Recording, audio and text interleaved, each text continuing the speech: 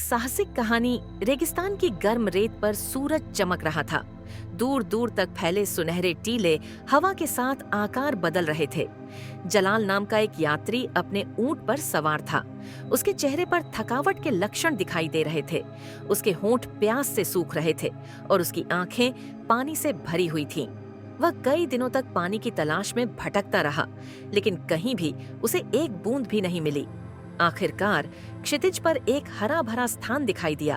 ताड़ के पेड़, ठंडी छाया और बीच में एक पुराना कुआं। जलाल की जान में जान आई। वह शीघ्रता से ऊंट से उतरा और कुएं वाले मंदिर पर पहुंच गया। नीचे देखने पर पानी तो था, लेकिन काफी कम। जलाल ने कुएं के किनारे लटकी रस्सी खींची, लेकिन वह सड़ चुकी थी। अचानक उसे कुएं के अंदर एक परछाई चलती हुई महसूस हुई।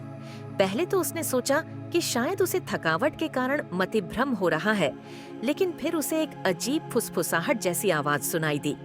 सिर्फ तुम ही प्यासे नहीं हो, हम भी प्यासे हैं। जलाल का हृदय धक धक करने लगा। उसने तुरंत टॉर्च जलाई और कुएं में रोशनी फेंकी। अंदर के दृश्य ने उसे झकझोर कर रख दिया। कई हाथ कुएं की दीवारों से बाहर निकले हुए थे, मानो वे पानी से बाहर आने की कोशिश कर रहे हों। वह डर के मारे पीछे हट गया, परंतु प्यास ने उसे रोक दिया।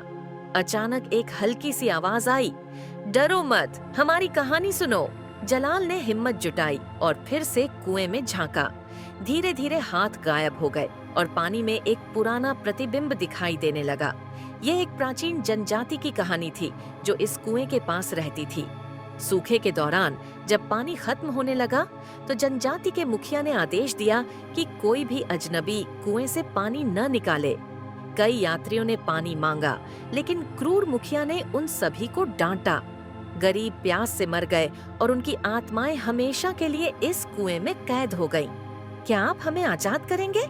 वही फुसफुसाहट फिर गूंज उठी। जलाल को समझ नहीं आया कि क्या करे। वह थोड़ा पीछे हट गया। फिर एक पल की झिझक के बाद उसने अपनी बंदूक निकाली और पानी वापस कुएं में डाल दिया। जैसे ही पहली बूंद गिरी, कुएं से रोशनी आई और हवा चली। अचानक पूरा माहौल बदल गया। कुएं के चारों ओर हरियाली बढ़ गई और पानी ऊपर आ गया।